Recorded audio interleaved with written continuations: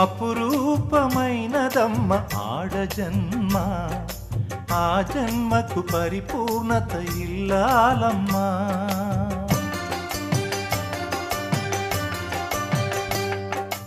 అపురూపమైనదమ్మ ఆడజన్మ, ఆ జన్మకు పరిపూర్ణత ఇల్లాలమ్మా.